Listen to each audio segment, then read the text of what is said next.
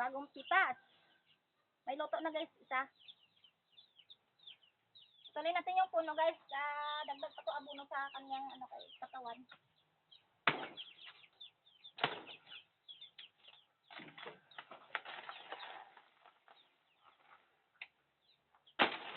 Yung mga dahon guys, lagay ito sa puno ni dagdag abono guys. Maganda yung bunga na ibibigay ng saging sa atin guys.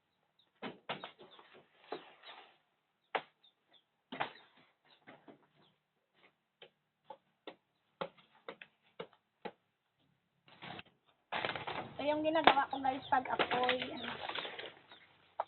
aputol ng may bunga ng saging. Wow! Fertilizer pa to guys.